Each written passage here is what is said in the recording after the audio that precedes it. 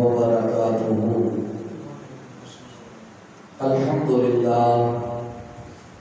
الحمد لله نحمده ونستعينه ونستغفره ونؤمن به ونتوكل عليه ونعوذ بالله من شرور انفسنا ومن سيئات اعمالنا. من يهده الله فلا مضل له ومن يضلل فلا هادي له. أشهد أن لا إله إلا الله وحده لا شريك له ونشهد أن سيدنا وسندنا وغوثنا وغياثنا ومغيثنا وعيننا وعوننا ومعيننا وحبيبنا وحبيب ربنا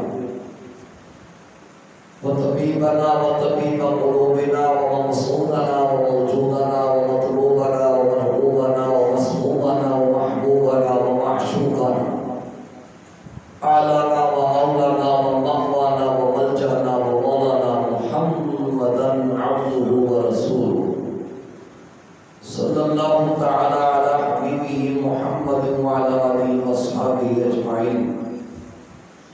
أما بعد، أعوذ بالله من الشيطان الرجيم. بسم الله الرحمن الرحيم.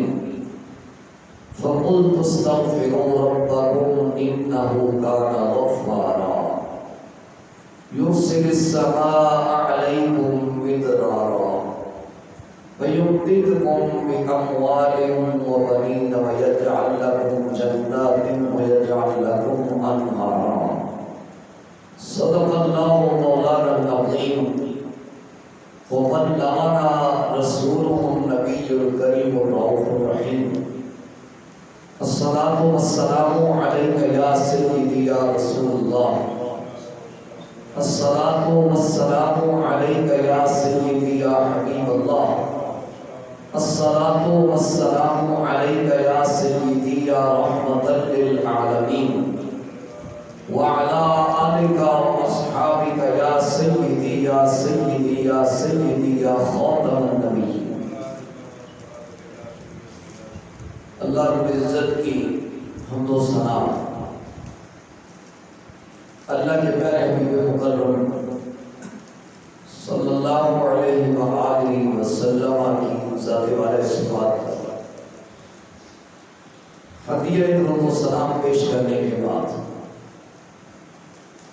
اللہ پاک کا کروڑواں شکر ہے اس نے ہمیں زندگی میں ایک بار پھر جمعہ مبارک کی گھڑیاں نصیب فرمائیں. اللہ کریم ہم سب کی حاضری کو درجہ قبولیت کا عطا فرمائے. آج کا عنوان ہے توبہ استغفار کی فضیلت. کہ جب بندہ اللہ کی بارگاہ میں رجوع کرتا ہے، توبہ کرتا ہے، تو بندے کو اللہ پاک کی بارگاہ سے کن انعامات سے نوازا جاتا ہے. سیدنا امام حسن رضی اللہ تعالیٰ عنہ تشریف فرما تھے. ایک شخص آپ کی خدمت میں حاضر ہوا کہ عرض کی حضور میرے گھر میں بیماری بہت ہے، فرمایا استغفار کیا کرو. ایک بندہ اور آیا، حضور میرے گھر میں فاقہ کشی بہت ہے، فرمایا استغفار کیا کرو. ایک بندہ اور آیا، اس نے اپنا کوئی اور مسئلہ پیش کیا. اس طرح دو چار بندے آئے، مسئلے ان کے مختلف تھے، لیکن حضرت امام حسن رضی اللہ تعالیٰ عنہ سب کو حل ایک ہی بتا رہے تھے کہ توبہ کرو اور استغفار کرو. ساتھی نے پوچھا حضور مسئلے مختلف ہیں، آپ حل ایک بتا رہے ہیں، اس کی کیا وجہ ہے؟ حضرت امام حسن رضی اللہ تعالیٰ عنہ نے فرمایا میں نہیں بتا رہا بلکہ اللہ کا قرآن بتا رہا. اللہ پاک ارشاد فرماتا ہے فَقُلْتُ اسْتَغْفِرُوا اے میرے حبیب صلی اللہ علیہ وآلہ وسلم، آپ میرے بندوں سے فرمائیں گے استغفروا، استغفار کریں، توبہ کریں۔ توبہ یعنی ایک ایسا عمل ہے کہ جس کے کرنے کا خود اللہ پاک حکم دے رہا ہے، اتنا عظیم عمل ہے۔ جس نے معاف کرنا ہے، جس نے توبہ کو قبول کرنا ہے، وہ خود کہہ رہا ہے کہ توبہ کرو، خود کہہ رہا ہے توبہ کرو۔ توبہ ایک عظیم عمل ہے۔ توبہ کا معنی کیا ہے؟ توبہ کا معنی ہے رجوع کرنا۔ کیا کرنا؟ رجوع کرنا۔ جیسے اللہ پاک نے بندوں سے پوچھا تھا الست بربکم، کیا میں تمہارا رب نہیں ہوں؟ سب نے بیک زبان ہو کر کہا بلا، کیوں نہیں، شہیدنا، ہم گواہی دیتے ہیں وہ ہمارا رب ہے۔ استغفروا، توبہ کرو۔ کیا مطلب کہ جو تم نے عالم ارواح میں اللہ پاک نے تم سے وعدہ کیا تھا الست بربکم، کیا میں تمہارا رب نہیں ہوں، تو تم نے بیک زبان ہو کر کہا تھا بلا، کیوں نہیں، شہیدنا، ہم گواہی دیتے ہیں تو ہمارا رب ہے۔ تو استغفروا یا توبہ کرو، اس کا مطلب یہ ہے کہ اے بھٹکے ہوئے بندوں، اے بھولے ہوئے بندوں، اپنے رب کی بارگاہ سے دور جانے والے بندوں، اپنے رب کی بارگاہ میں واپس آ جاؤ، اپنے رب کی بارگاہ میں واپس آ جاؤ۔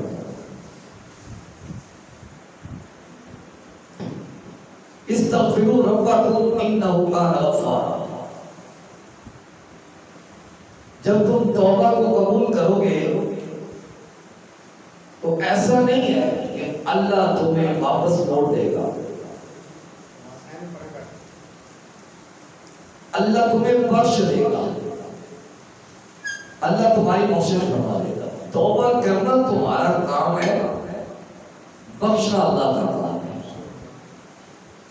تو رمضان مبارک میں ہم نے توبہ کی، استغفار کیا، اللہ سے عہد و پیمان کیا، تو پھر حق تو یہ ہے کہ ہم اپنے عہد و پیمان پر پورے اتریں، نماز نہ چھوڑیں، گناہ نہ کریں، زیادتیاں نہ کریں، ظلم و جبر نہ کریں۔ انہ کان غفارا، اللہ تمہیں بخش دے گا۔ یہ توبہ کا سب سے پہلا انعام ہے کہ اللہ پاک تمہاری بخشش فرما دے گا۔ نبی کریم صلی اللہ علیہ وسلم کے دو صحابی تھے، ایک انصاری صحابی تھا، ایک ثقفی بھائی تھے، یہ آپس میں ان کا بھائی چارہ تھا۔ ان میں سے ایک تجارت پر جانے لگے تو انہوں نے خیال کیا کہ چلو میں اپنی بیوی کو دوسرے بھائی کے حوالے کر دیتا ہوں، اس کی دیکھ بھال کرتا رہے گا، سر سامان ہو جاتا رہے گا۔ ڈیوٹی قبول کر لی، کرتے رہے۔ ایک دن شیطان نے ان پہ حملہ کیا، کیا کہ تم ایسا کرو اس کے ہاتھوں کو چھوڑ دو، یہ تو اکیلی، ہاتھوں کو چھوا۔ اس عورت نے کہا کہ تمہیں کیا ہو گیا ہے، تم اپنے بھائی کی امانت پہ خیانت کر رہے ہو۔ بس ضمیر نے اندر کو جھٹکا دیا، ضمیر نے جھنجھوڑا، اوہ مجھ سے کیا غلطی ہو گئی، مجھ سے کیا گناہ ہو گیا کہ میں نے اپنے بھائی کی امانت پہ خیانت کر لی، یہ تو مجھے نہیں کرنا چاہیے تھا۔ خیر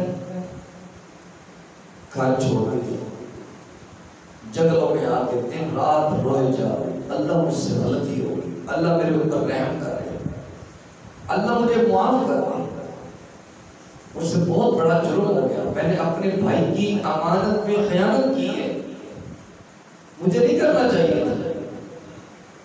جب دوسرے صحابی رسول صلی اللہ علیہ وسلم واپس آئے تجارت سے، اس نے شکایت کر دی کہ اچھا تمہارا بھائی ہے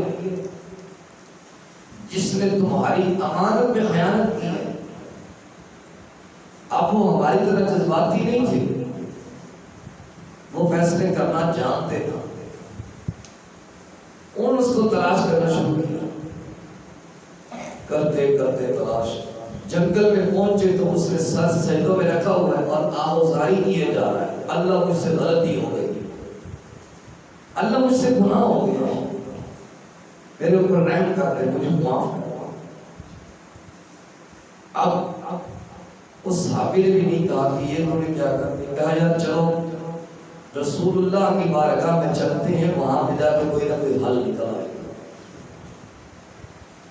جب بندہ رسول اللہ کی بارگاہ میں آ جائے شرمندگی کے ساتھ، پھر ایسا ہو نہیں سکتا کہ بندے کو معافی نہ ہو. دونوں شخص آئے نبی کریم صلی اللہ علیہ وسلم کی خدمت اقدس میں، سارا ماجرا بیان کرتا ہے. فوراً جبریل آ گئے، یا رسول اللہ، اللہ سلام فرماتا ہے اور اللہ فرماتا ہے والذین اذا فعلوا فاحشۃ او ظلموا انفسهم ذکروا اللہ فاستغفروا لذنوبهم ومن یغفر الذنوب الا اللہ. جب ان سے کوئی غلطی ہو جائے، کوئی گناہ ہو جائے، اپنی جان پہ ظلم کر بیٹھے تو کیا کریں؟ اللہ کا ذکر کریں، اللہ کو یاد کریں. اللہ کو یاد کرنا ایک ایسا عمل ہے جو بندے کے گناہوں کا کفارہ بن جاتا ہے. ذکر اللہ، اللہ کو یاد کریں. فاستغفروا لذنوبهم، اور اللہ سے اپنے گناہوں کی معافی طلب کریں. وَمَن يَغْفِرُ الذُّنُوبَ إِلَّا اللَّهُ، اللہ کے علاوہ کون بخشنے والا ہے. وَلَمْ يُصِرُّوا عَلَىٰ مَا فَعَلُوا وَهُمْ يَعْلَمُونَ. ان سے غلطی سرزد ہو جاتی ہے تو اس پہ اڑے نہ، اس پہ ڈٹ نہ جائیں، بلکہ اپنی زبان سے کہہ دیں اللہ ہمیں شرم آ رہی ہے، اپنے دل سے کہہ دیں اللہ ہمیں شرم آ رہی ہے. ہوگا کیا؟ اولئک جزاؤہم مغفرۃ من ربہم، ایسے لوگوں کے لیے اللہ کے ہاں مغفرت کا بدلہ ہے، اللہ بخش دیتا ہے. یہ توبہ کا پہلا انعام ہے. لیکن شرط یہ ہے کہ بندے کو گناہ کر کے اس پہ ندامت ہو جائے، شرمندگی ہو جائے، بندہ ڈٹا نہ رہے. معاملہ خراب ہی تب ہوتا ہے جب بندہ اپنی غلطی پہ ڈٹ جاتا ہے، شرمندگی کا اظہار نہیں کرتا. جبکہ غلطی کو تسلیم کر لینا بہت بڑی بہادری ہے، بہت بڑا جہاد ہے اپنی غلطی کو تسلیم کر لینا. ہم کیا کرتے ہیں؟ ایک تو غلطی ہو جاتی ہے، بشر ہے، انسان ہے، لیکن ہم غلطی کر کے اس پہ ڈٹ جاتے ہیں. جبکہ ہمیں ڈٹنا نہیں چاہیے، بلکہ اللہ سے رجوع کر لینا چاہیے. اِنَّهُ كَانَ غَفَّارًا. جب بندہ توبہ استغفار کرتا ہے تو سب سے پہلا انعام بندے کو اللہ پاک بخش دیتا ہے. التائب من الذنب كمن لا ذنب له، او كما قال صلی اللہ علیہ وآلہ وسلم. نبی کریم صلی اللہ علیہ وآلہ وسلم نے فرمایا جب بندہ توبہ کرتا ہے تو اللہ اس کو گناہوں سے ایسے پاک صاف فرما دیتا ہے جیسے اس نے کبھی گناہ کیا ہی نہیں.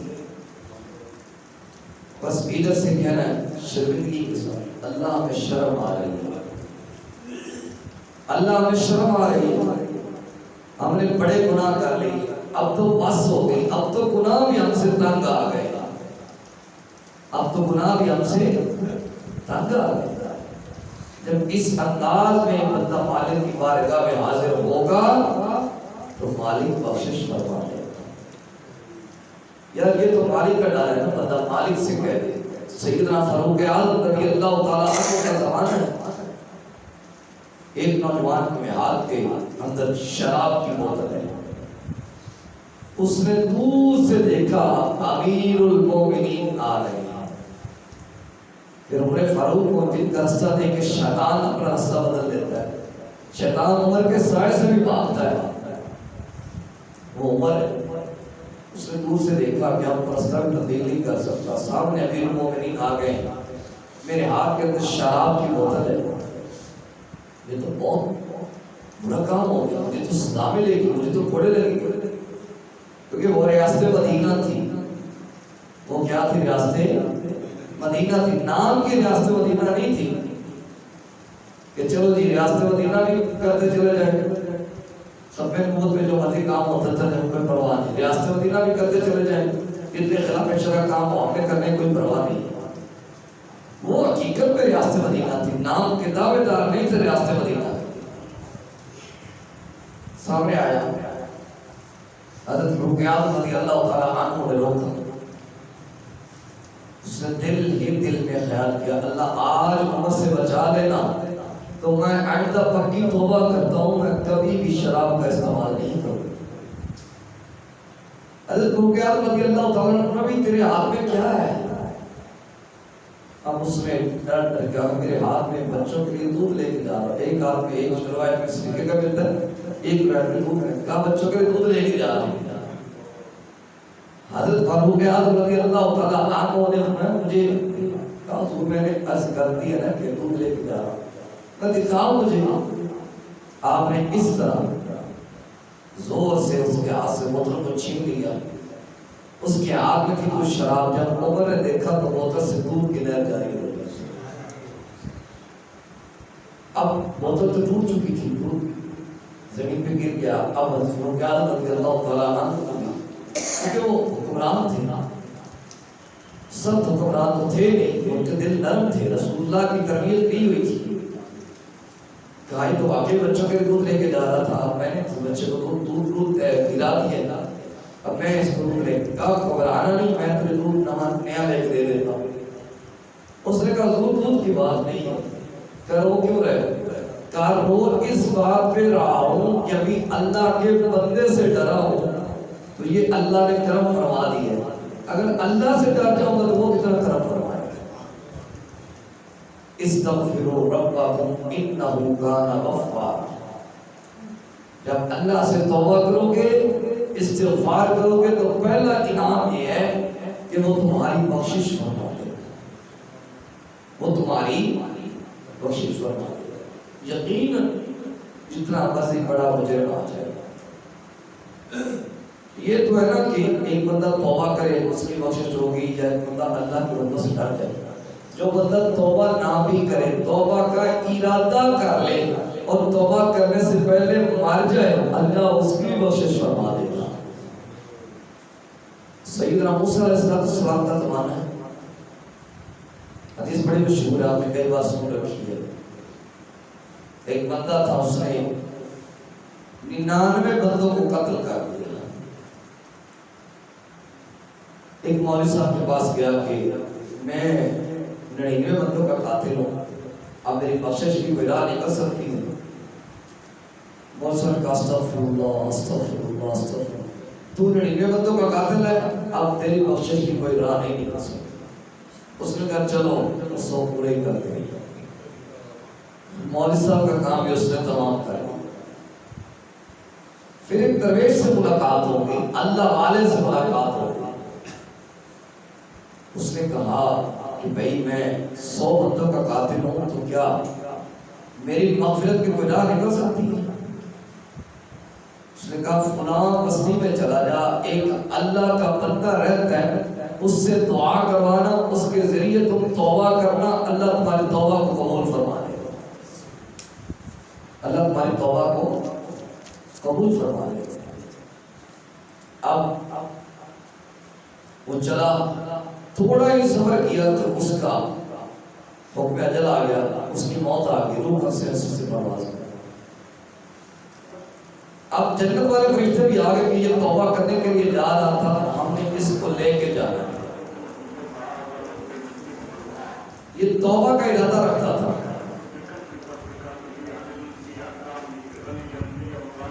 جہنم والے فرشتے آ گئے کہ یہ بندہ 100 بندوں کا قاتل ہے, ہم نے اس کو لے کے جانا ہے. اب ان کا جھگڑا ہو رہا ہے. کن کا جھگڑا ہو رہا ہے؟ فرشتوں کا جھگڑا ہو رہا ہے. جھگڑ رہے فرشتے آپس میں. جنت والے کہتے ہیں ہم نے لے کے جانا ہے، جہنم والے کہتے ہیں ہم نے لے کے جانا ہے۔ اب اللہ پاک نے فرمایا تم ایسا کرو، تم زمین کی پیمائش کرو، اگر یہ اپنی بستی کے قریب ہے تو اسے جہنم والے لے جائیں، اگر یہ اللہ والے کی یعنی میرے بندے کی بستی کے قریب ہے تو اسے جنت والے فرشتے لے جائیں۔ حقیقت میں وہ ابھی نکلا ہی تھا، اپنی بستی کے قریب تھا اور اللہ کے دوست کی بستی سے دور تھا۔ اللہ پاک نے زمین کو حکم دے اللہ والے کی بستی قریب ہو گئی اور اس کی بستی دور ہو گئی، تو اسے بعد میں جنت والے فرشتے لے کے چلو۔ استغفروا ربکم انہ کان غفارا، تم اللہ سے توبہ استغفار کرو وہ تمہیں بخش دے گا، لیکن شرط یہ ہے کہ توبہ پکی ہونی چاہیے۔ نبی کریم صلی اللہ علیہ وسلم نے فرمایا اللہ 4 بندوں کو غیر حساب کے جنت میں داخل کرے گا، ان کے اندر ایک بندہ وہ ہے جو گناہ کر کے دوبارہ اس طرح گناہ سے دور ہو گیا جس طرح جانوروں کے تھرس نکلا وہ دور واپس نہ جا سکتا، اس طرح بندہ توبہ کرنے کے بعد گناہ کی طرف نہ جا سکتا۔ ایسی توبہ کی ضرورت ہے، ایسی توبہ نہیں جیسے آج نظر آ رہی ہے۔ جمعے کا وقت قریب ہونے کو ہے، ابھی مسجد اندر سے خالی پڑی ہوئی، یہ ہمارا حال ہے کہ رمضان مبارک گزر گیا، ہم نے بڑی توبہ کی، استغفار کی، خیر ہم تو اس حوالے سے بھی کافی کمزور رہے،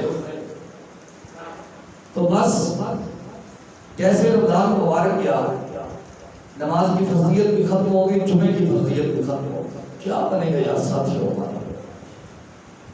پھر کیسے ہم اللہ سے رحمت کی امید رکھیں؟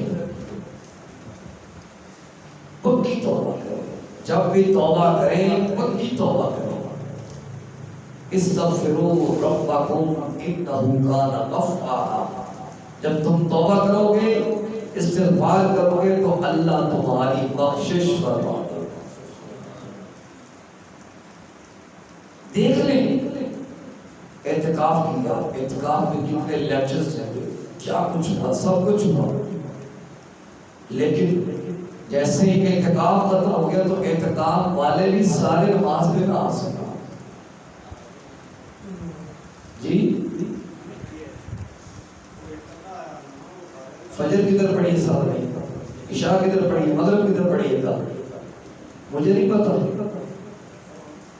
مجھے نہیں پتا کون آتا ہے کون نہیں آتا۔ اب جمعے کا وقت جا رہا ہے، کتنے لوگ آ کے خطبہ سن رہے ہیں اعتکاف والوں کے ساتھ، مجھے نہ اس طرح بتایا کریں آپ ہیں، مجھے پتا ہوتا ہے آپ کتنے سے پانی میں مجھے پتا ہے۔ استغفروا ربکم انہ کان غفارا، بڑے ہم نے عہد پابند کیے، بس اب تو آئندہ سے ایسا نہیں ہوگا، نہیں بس جیسے ہی ختم ہوا بات ختم ہو گئی۔ اس کا مطلب یہ ہے کہ اعتکاف کر کے بھی ہم اعتکاف کے مقصد کو نہ سمجھ سکتے، 10 دن مسجد میں بیٹھ کے بھی ہم اعتکاف کے مقصد کو نہ سمجھ سکتے۔ چاہیے تو یہ تھا کہ جب ہم نے اعتکاف کیا تھا اللہ ہم آئندہ سے پابندی کریں گے، کبھی بھی غفلت نہیں برتیں گے، نہیں بس سب کچھ رسمی طور پہ رہ گیا، سب کچھ دکھلاوے کے طور پہ رہ گیا۔ اگر میں اندر سے اعتکاف کرتا تو مجھے یقیناً اعتکاف کا نور ملتا۔ سب کی بات نہیں کر رہا میرا، اللہ ماشاءاللہ بڑے بڑے لوگ ہیں، ہماری مسجد بھی ایک معتکف ہے، نام ذکر کرنے کی ضرورت نہیں ہے، ماشاءاللہ انہوں نے قرآن اعتکاف 4 قرآن اعتکاف مکمل کیا۔ یہ تو ہے نا اعتکاف بیٹھنے کا مقصد۔ مسجد میں آ گئے، ڈیرا لگا لیا، بٹ ڈیرا لگا کے بعد میں ہم چلے گئے، بس بات تو ختم ہو گئی۔ اس کا مطلب یہ ہے کہ ہماری روح نے اعتکاف نہیں کیا، ہماری روح نے اعتکاف نہیں کیا، ہمارے پاؤں آ گئے، ہمارے ہاتھ آ گئے، ہمارا جسم آ گیا، ہم مسجد میں آ گئے، لیکن ہماری روح مسجد میں نہیں ہے۔ اگر روح مسجد میں آتی اس کو سکون میں اثر آتا تو وہ ہمیشہ ٹائم سے مسجد کا وقت کرتے۔ استغفروا ربکم ربکم انہ کان غفارا، اللہ سے معافی مانگو، اللہ تمہیں بخش دے گا۔ یہ پہلا انعام ہے توبہ کرنے کا۔ دوسرا انعام کیا ہے؟ یرسل السماء علیکم مدرارا، جب تم توبہ کرو گے نا، استغفار کرو گے، تو اللہ آسمانوں سے موسلادھار بارشیں برسا کے تمہاری مدد فرمائے۔ وہ صرف یہ بارش نہیں جو ظاہر طور پہ پڑتی ہے آسمان، وہ کسی بھی انداز میں ہو سکتی ہے۔ بندے پہ رحم ہو سکتا ہے، بندے پہ کرم ہو سکتا ہے، بندے کا رزق مشاہدہ ہو سکتا ہے، بندے کو بیماریوں سے شفا مل سکتی ہے، دوسرے تیسرے معاملات ہوتا ہے۔ یرسل السماء علیکم مدرارا، اللہ آسمانوں سے موسلادھار بارشیں برسا کے تمہاری مدد فرمائے۔ وَيُمْدِدْكُمْ بِأَمْوَالٍ، اللہ مال کے ذریعے تمہاری مدد فرمائے گا۔ یہ تیسرا انعام ہے جب بندہ توبہ کرتا ہے، اللہ مال دے کے تمہاری مدد فرمائے گا۔ وَبَنِينَ، اللہ اولاد دے کے تمہاری مدد فرمائے گا۔ وَيَجْعَلْ لَكُمْ جَنَّاتٍ، اللہ تمہیں جنت دے گا جس کے نیچے نہریں جا رہی ہیں۔ جب بندہ توبہ کرے تو اللہ 5 انعامات سے نوازے۔ نمبر 1 اس کی بخشش ہوتی ہے۔ نمبر 2 آسمان سے موسلادھار بارشیں برستی ہیں۔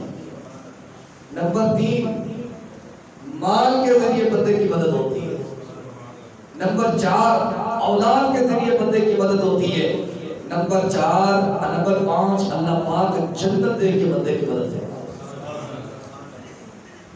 توبہ کر کے تو دیکھیں، لیکن ہم نے توبہ کی ہی نہیں ہے، ہم نے توبہ کی ہی نہیں ہے، ورنہ ہم توبہ کریں تو اس کے تو وعدے ہیں، مجھ سے مانگو، مجھ سے مانگو، 1 بار نہیں، 100 بار نہیں، جتنی بار مرضی مانگو، بس مانگو مجھ سے، میں نے تمہیں عطا کرنا ہے۔ اس کا مطلب یہ ہے کہ ہم نے اس سے مانگا ہی نہیں ہے۔ جب بھی ہم نے اس سے مانگا ہے،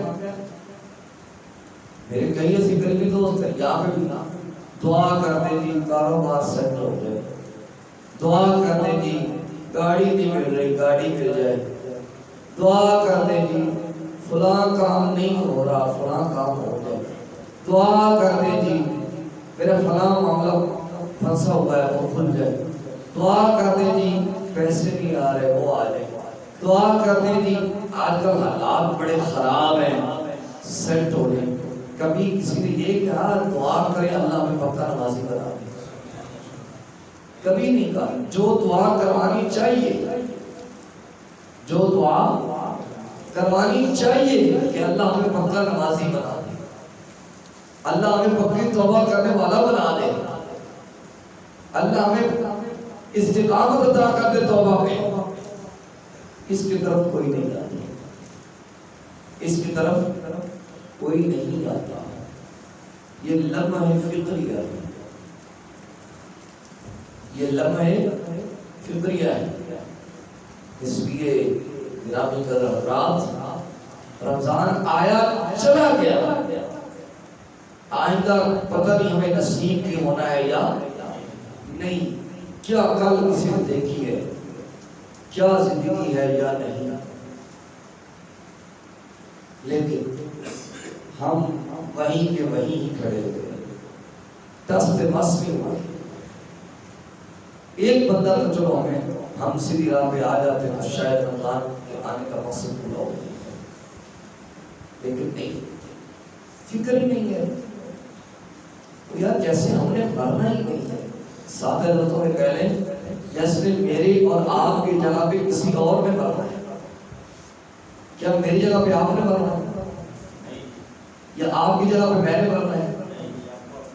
ہر بندے نے اپنے اپنے نمبر پہ جانا ہے، اور کسی کو کوئی علم نہیں ہے کہ کب دنیا سے چلے جائے، تو پھر آپ زندگی کس انداز میں گزاریں؟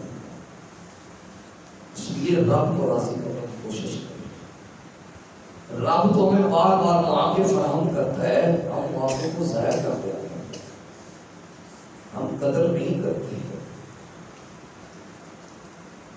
اللہ اکبر اللہ اکبر. سیدنا موسیٰ علیہ السلام کا زمانہ تھا. قوم آئی, حضور دعا فرمائے اللہ میں بارش عطا فرما دے. بارش نہیں ہو رہی, رستے برباد ہو گئے ہیں, سبزہ نہیں ہے, بھوک سے مر رہے ہیں. حضرت موسیٰ علیہ السلام نے اللہ کی بارگاہ میں درخواست پیش کی. اللہ پاک نے فرمایا موسیٰ ان بندوں میں ایک ایسا بندہ بیٹھا ہے جو 70 سالوں سے میری نافرمانی کر رہا ہے. کتنے سالوں سے؟ 70 سالوں سے میری نافرمانی کر رہا ہے. جب تک وہ یہاں سے اٹھ کے نہیں چلا جاتا میں اس وقت تک بارش نہیں ہوتا. موسیٰ علیہ السلام کو سزا لگا دی گئی. کون ہے جو 70 سالوں سے اللہ کی نافرمانیاں کرتا ہے؟ اللہ پاک کا حکم ہے وہ یہاں سے اٹھ کے چلا جائے, میں بارش پہ بنتی. اب اس بندے نے دل میں اللہ کی بارگاہ میں توبہ کی, اعلان نہیں کیا میں ہوں. اس نے کہا مولا آج شرم رکھ لے, آج عزت رکھ لے, آج آبرو رکھ لے, میں آئندہ سے کبھی گناہ نہیں کروں گا.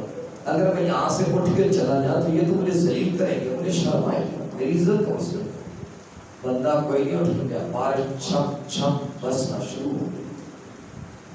موسیٰ علیہ السلام نے اللہ سے عرض کی باری لہا, بندہ کوئی اٹھ کے نہیں گیا, یہ بارش کا آنا کیسا ہے؟ ابھی ابھی ہم نے اس کو اپنا محبوب بنا لیا, ابھی ابھی ہم نے اس کو اپنا محبوب بنا لیا. مولا بتا تو دے, میں 70 سال تک کسی کو بتایا نہیں, آج کیوں بتاؤں؟ میں جب گیا بتا جانے وہ مالک ہے یار, بڑا کریم ہے, بڑا رحیم ہے. اس کی بات کی طرف آگے تو دیکھو. ہمارا حال تو یہ ہے کہ جمعے کی جماعت سے میرا بارے میں باقی ہے, ابھی اندر والا حال نہیں پتا. تو اس لیے کوئی ہم نے جو اعتکاف کر کے بھی سیدھی راہ پہ نہیں نہ آ سکا, پھر وہ سمجھ لے کہ اس کی روح نے اعتکاف نہیں, وہ دلی طور پہ مسجد میں نہیں آیا. اس کا جسم آ گیا, اس کی ٹانگیں آ گئی ہیں, اس کے پاؤں آ گئے, اس کے ہاتھ آ گئے, اس کا سارا آ گیا مسجد میں, لیکن اس کی روح مسجد میں نہیں آئی. اگر اس کی روح مسجد میں آ جاتی تو یقیناً آج وہ جمعے پر بھی وقت پہ آتا اور نمازوں کی باقاعدگی کرتا. اللہ ہمیں عمل کی توفیق عطا کرے. صلی اللہ تعالی علی نبی الاعلی سید الانبیاء محمد وعلی آلہ و اصحابہ اجمعین برحمتک یا ارحم